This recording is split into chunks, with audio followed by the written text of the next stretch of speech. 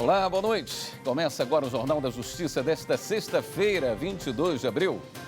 Partidos políticos acionam o Supremo Tribunal Federal contra o decreto do presidente da República que concedeu graça ao deputado Daniel Silveira, condenado a mais de 8 anos de prisão pelo plenário da Corte. O argumento é que a medida violaria preceitos fundamentais e o princípio da separação dos poderes. Esse é um dos destaques da edição de hoje. E você vai ver também. Segunda turma do Supremo forma a maioria para absolver o ex-senador Waldir Raupp em ação decorrente da Lava Jato. Conselho Nacional de Justiça cria manual prático para a coleta de depoimento especial de crianças e adolescentes indígenas. E ainda, CNJ vai definir regras e procedimentos para melhorar o reconhecimento de suspeitos de crimes e evitar erros judiciais.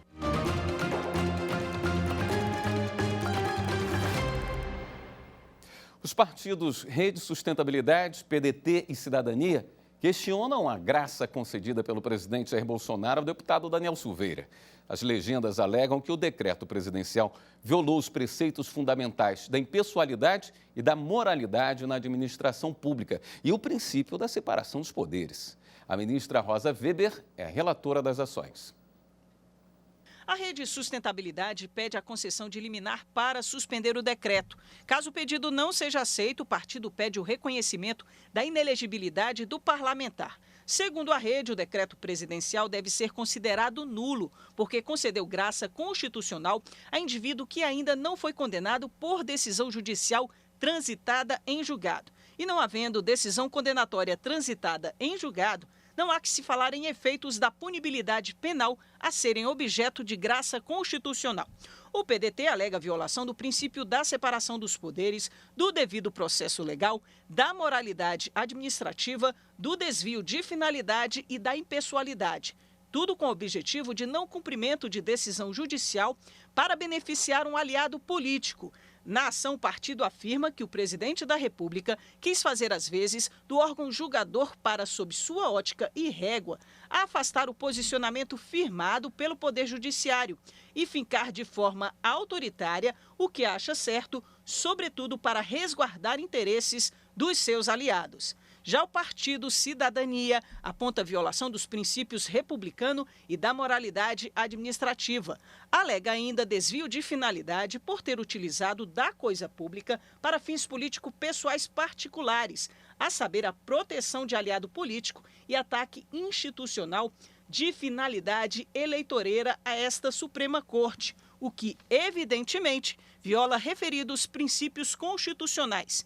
Este último por visar beneficiar arbitrariamente aliado político sob aparente, mas falsa capa de legalidade. Também entraram com pedido de suspensão do decreto o ex-ministro Ciro Gomes e o senador Renan Calheiros.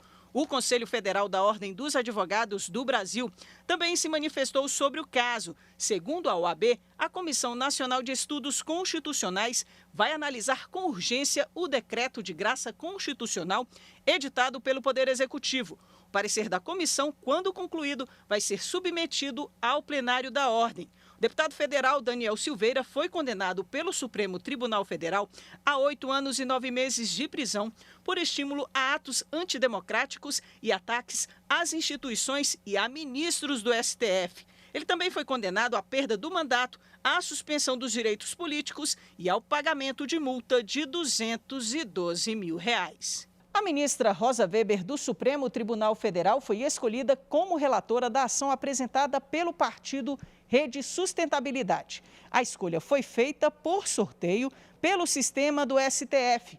Com isso, ela também será relatora de outras ADPFs apresentadas por outros partidos políticos. No caso da reclamação apresentada pelo senador Renan Calheiros, a equipe técnica do STF ainda analisa se o critério de prevenção também se aplica ao caso, já que a classe processual é diferente. A segunda turma do Supremo, em sessão virtual, formou maioria para aceitar o recurso da defesa do ex-senador Waldir Raupp e absolvê-lo em ação decorrente da Operação Lava Jato. Em novembro de 2020, Raupp foi condenado pela turma a 7 anos e 6 meses de prisão pelos crimes de corrupção passiva e lavagem de dinheiro. Ele foi acusado de ter recebido R$500 mil em doações eleitorais em troca de apoio político. Agora, a maioria do colegiado considerou haver insuficiência de provas contra o ex-parlamentar. O julgamento termina no dia 29 de abril. Roraima foi um dos 4 estados a receber o projeto piloto do Conselho Nacional de Justiça para elaborar um manual prático voltado à coleta de depoimento especial de crianças e adolescentes de povos indígenas e de comunidades tradicionais. O projeto foi realizado em 4 tribunais de justiça, da Bahia, Mato Grosso do Sul, Amazonas e, por último, de Roraima, o estado com a maior população de indígenas do Brasil. Segundo o IBGE, de 631 mil roraimenses, mais de 50 mil se declaram indígenas. O projeto do Conselho Nacional de Justiça busca aprimorar o judiciário das comunidades indígenas e também de povos tradicionais, para melhorar a comunicação e a qualidade da coleta do depoimento especial de crianças e adolescentes de comunidades tradicionais, vítimas ou testemunhas de violência. Juízes relatam que, mesmo com a ajuda de intérprete, existem dificuldades de fazer as perguntas para que a criança possa entender. Em Roraima, o CNJ identificou um professor contratado como perito e foram levantados 75 processos envolvendo crianças. O trabalho durou 7 meses para elaborar o diagnóstico antropológico e o manual prático.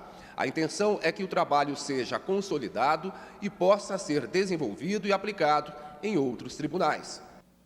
E um grupo de trabalho do CNJ está estudando regras e procedimentos para melhorar o reconhecimento de pessoas suspeitas de um crime e evitar erros judiciais. Repórter Viviane Novaes mostra casos recentes de pessoas que foram injustamente para a prisão. A foto impressiona. Tiago de Souza ajoelha e chora na frente do juiz para comemorar a soltura depois de 3 anos atrás das grades. Ele foi acusado de participar de um assalto em São Vicente, litoral de São Paulo. No Rio de Janeiro, Gustavo Nobre ficou 1 ano na cadeia, acusado de roubo de carro. Em Minas Gerais, Eugênio Fiuza passou 17 anos na prisão, condenado por estupro. Mas o que a história deles tem em comum? Todos eram inocentes, mas foram reconhecidos equivocadamente como criminosos pelas vítimas. Existem fatores que alteram a capacidade da vítima de não só memorizar, detalhes do crime, mas de gravar uma fisionomia que pode ser semelhante à de muitas outras pessoas. Quantas vezes a gente soube de casos parecidos com os de Tiago, Eugênio e Gustavo? De acordo com o Superior Tribunal de Justiça, 78 pessoas foram inocentadas, tiveram os processos suspensos ou foram soltas depois da revisão do método de reconhecimento desde outubro do ano passado. Outro dado chama a atenção. Segundo a Defensoria Pública do Estado do Rio de Janeiro, 6 em cada 10 casos de reconhecimento fotográfico equivocado nas delegacias de polícia levaram à prisão da pessoa. As regras para o reconhecimento de pessoas são antigas. Estão no Código de Processo Civil de 1941. O texto diz que a pessoa que tiver de fazer o reconhecimento será convidada a descrever a pessoa que deva ser reconhecida. O suspeito será colocado ao lado de outras pessoas que com ele tiverem qualquer semelhança, convidando-se quem tiver de fazer o reconhecimento a apontá-lo. Na prática, isso não tem sido observado sempre. Nós verificamos que em muitos casos que chegam aqui ao STJ, por meio de habeas corpus, ou o delegado de polícia não faz este alinhamento de pessoas com características semelhantes, ou, o que é pior, muitas vezes já apresenta o suspeito perguntando à vítima se é efetivamente aquele que teria cometido o roubo. Então, aí já não é um reconhecimento, aí é uma confirmação induzida, né? Segundo o ministro, essa situação é muito pouco confiável. Os juízes acabam aceitando esse procedimento como única prova para uma condenação e muitas vezes se descobre que o réu era inocente depois de cumprir a pena na prisão. Para tornar o reconhecimento mais criterioso e evitar erros judiciais, O Conselho Nacional de Justiça montou um grupo de trabalho com magistrados, procuradores, defensores públicos, professores, psicólogos, representantes da sociedade e da Polícia Civil e Militar. Eles preparam uma resolução que deve ser votada até agosto pelo plenário do CNJ. O ministro que coordena o grupo adianta algumas propostas. Primeiramente, nós iremos propor que não se possa, antes do reconhecimento, mostrar fotografia ou próprio acusado, suspeito, né, para a vítima que vai reconhecer, porque isso já cria uma espécie de vínculo subjetivo. Nós também queremos evitar o uso de álbuns de suspeitos, né, que são muito frequentes em delegacias, para essa finalidade. Nós também não estamos admitindo nesta proposta que se façam outros reconhecimentos, ou que se faça mais de um reconhecimento, porque muitas vezes o que se tem é uma confirmação de algo que foi inicialmente mal feito. O grupo também vai propor que as escolas judiciais façam treinamentos com os juízes para avaliar melhor o reconhecimento de pessoas como prova e vai produzir um manual para ajudar nos julgamentos. Um projeto de lei para tornar o reconhecimento mais criterioso já foi aprovado no Senado e agora tramita na Câmara dos Deputados. O mesmo caminho segue um outro projeto de lei que altera o Código de Processo Penal. Além de evitarmos o erro judiciário de, por exemplo, mandar para um presídio uma pessoa que não cometeu o crime, nós também iremos evitar que o verdadeiro culpado continue solto. No próximo bloco, STJ nega habeas corpus a empresário condenado na Operação Lava Jato. Voltamos em instantes. Meus parabéns a toda a equipe da TV Justiça. Que vocês continuem nesse firme propósito de dar transparência dos julgamentos do Supremo Tribunal Federal e também de transformar o juridiquês em uma linguagem fácil, didática e acessível ao cidadão comum.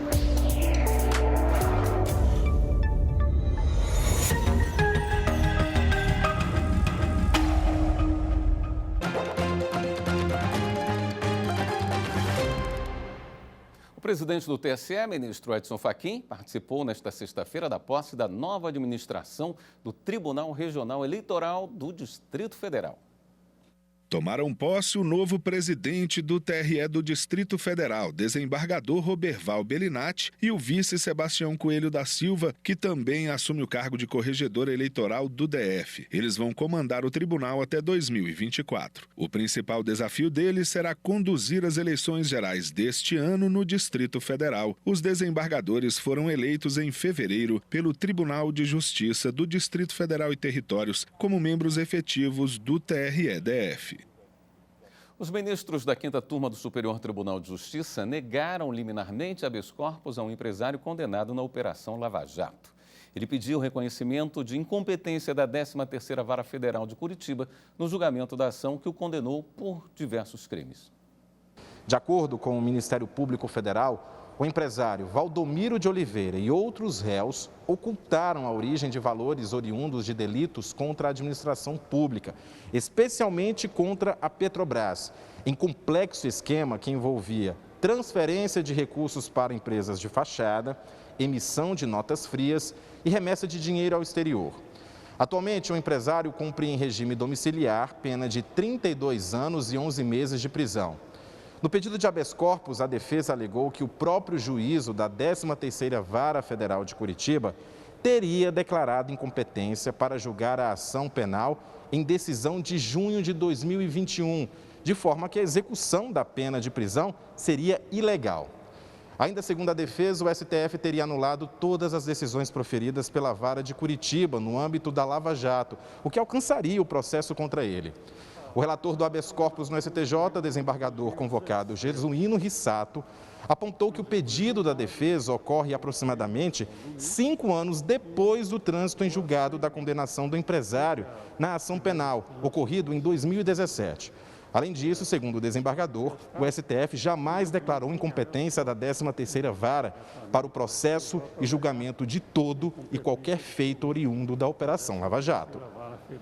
O Tribunal Superior do Trabalho manteve a validade da infração contra um fazendeiro de Mato Grosso que descumpriu normas de segurança, saúde e higiene do trabalho. O TST considerou que, por ser tomador de serviços, o fazendeiro deve responder pelas irregularidades trabalhistas apontadas pela fiscalização. O fazendeiro foi incluído no cadastro de empregadores que mantinham pessoas em condições análogas às de escravidão, depois que uma fiscalização constatou que 4 trabalhadores rurais, contratados para a catação de raiz, viviam em um barraco de lona, expostos à chuva e ao frio. Ao todo, foram lavrados 19 autos de infração. Segundo os fiscais, o fazendeiro havia firmado um contrato de prestação de serviços com um dos empregados, que era analfabeto, e atribuía a ele a alimentação e despesas trabalhistas e previdenciárias dos demais trabalhadores.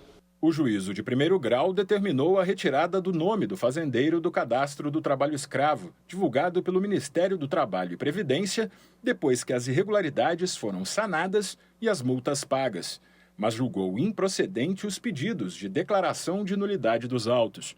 O Tribunal Regional do Trabalho da 23ª Região, no Mato Grosso, acolheu o argumento do fazendeiro de que a relação estabelecida se caracterizava como contrato de empreitada.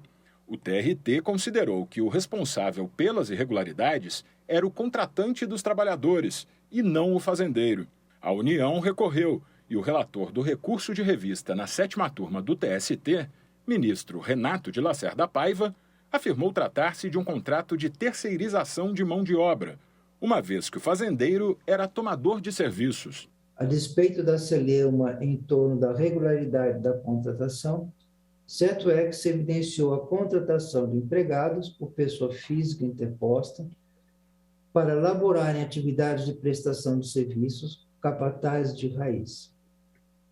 Extrai-se, portanto, do quadro fático que os termos do aludido contrato não delineiam a execução de obra certa, evidenciando verdadeira prestação de serviços. Ainda segundo o ministro, havendo terceirização de serviços, a responsabilidade do fazendeiro pelas sanções administrativas ainda subsiste. O relator ressaltou que a Lei 5.889, de 1973, conhecida como Lei do Trabalho Rural, estende a todos os trabalhadores rurais, independentemente da existência de vínculo de emprego, as garantias previstas na legislação. Portanto, por se tratar de relação de trabalho rural, nos termos dos dispositivos referidos, cabia ao autor contratante, tomador do serviço de trabalhadores rurais, e não só ao empregador direto velar pela observância das normas de saúde, segurança e higiene do trabalho, regulamentadas pelo Ministério do Trabalho e Emprego, e que ensejaram a lavratura dos autos de infração em análise. Após decisão unânime dos ministros da 7ª turma, o fazendeiro entrou com embargos declaratórios. A seguir, ferramenta do CNJ deve facilitar a adoção de crianças e adolescentes com irmãos, idade avançada ou com problemas de saúde. A gente mostra já já. Parabéns à TV Justiça pelos seus 20 anos. Tenho acompanhado e tenho participado durante esses 20 anos de atuação da TV Justiça e certamente ela tem contribuído para que as pessoas tenham mais cidadania e que tenham mais também acesso aos seus direitos e garantias fundamentais. A TV Justiça é fundamental para promover o acesso à justiça no Brasil.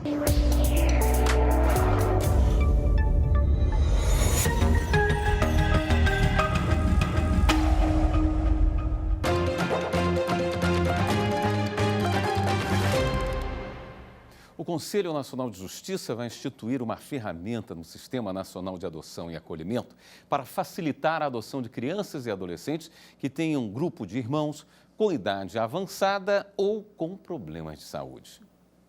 Para cada criança que está pronta para adoção, existem cerca de 8 famílias disponíveis.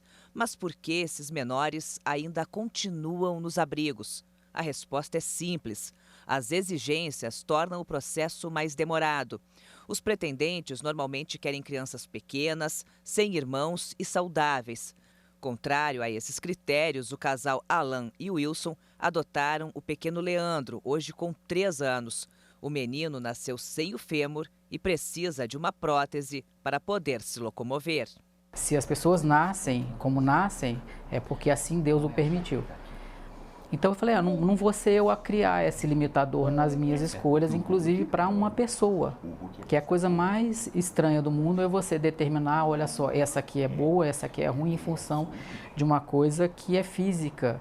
E que está muito mais, essas limitações que existem, elas estão muito mais na cabeça das pessoas que vão adotar, do que propriamente na limitação que eventualmente a criança possa ter. Todo mundo deveria reconsiderar isso. Talvez é um pouco difícil, porque é isso, né? Nem todo mundo está preparado para tudo, mas acho que é importante isso, saber avaliar e, será que não cabe isso na minha vida? Né? Porque é uma oportunidade que você vai dar para alguém se desenvolver, para alguém crescer e ser socialmente inserido de uma forma humana, de uma forma como todo mundo deveria ser inserido, né? Para estimular a adoção de crianças com problemas de saúde, grupos de irmãos e até mais velhas, o Conselho Nacional de Justiça vai instituir uma ferramenta chamada de busca ativa no Sistema Nacional de Adoção e Acolhimento. A plataforma vai promover o encontro entre pretendentes habilitados e essas crianças e adolescentes que tiveram esgotadas todas as possibilidades de buscas nacionais e internacionais de pretendentes compatíveis com o perfil. A chamada busca ativa vai viabilizar aos pretendentes o acesso às seguintes informações: nome, idade, estado, fotografia e um vídeo curto com depoimento pessoal do menor. Se houver interesse na aproximação, quem for adotar vai poder enviar uma manifestação por meio do Sistema Nacional da Adoção. A ideia é inverter a lógica de que a adoção parte de um adulto que deseja ser pai ou mãe e passa a focar na necessidade efetiva e afetiva da criança ou adolescente. Uma ação de cidadania. O Tribunal de Justiça de Minas Gerais e diversos parceiros promoveram mais uma edição do programa Rua de Direitos, em Belo Horizonte. O objetivo é dar efetividade às políticas públicas e às ações sociais voltadas para a população em situação de rua.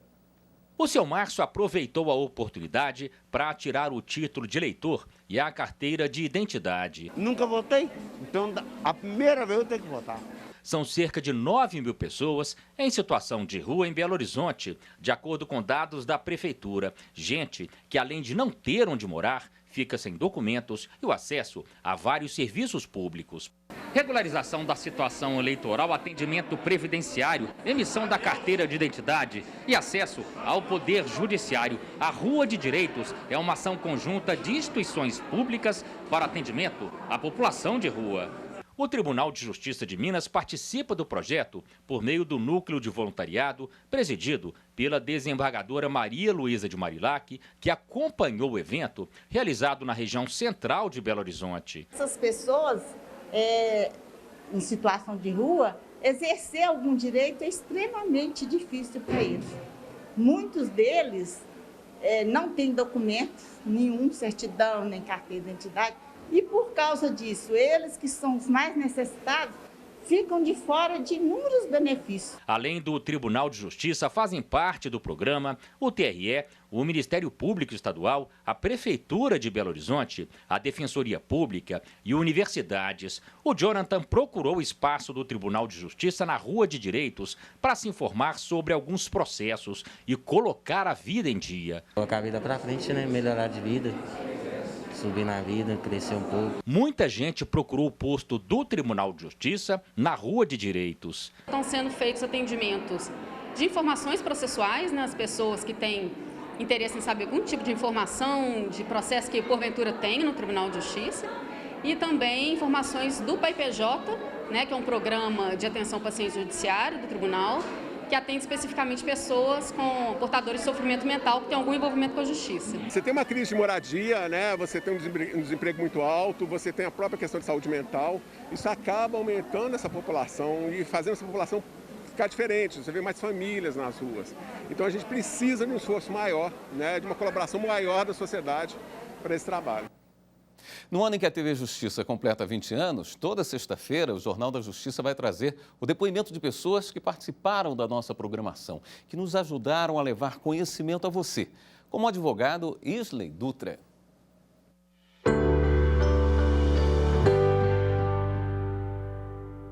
Foi com muita alegria que recebemos o convite para participar desta homenagem aos 20 anos da TV Justiça, né? Já se passaram mais de 10 anos desde que tivemos a primeira oportunidade de contribuir com os trabalhos, né? Até então éramos meros espectadores, meros admiradores desse trabalho sério, que muito agrega, que muito conteúdo nos traz, né? E aí de lá para cá foram diversas oportunidades que tivemos de participar dos trabalhos, participar das matérias, das pautas, enfim, lá se vão mais de 10 anos.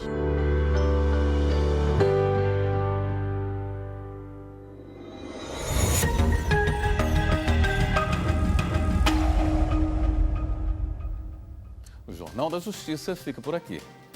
Uma boa noite para você, um excelente fim de semana.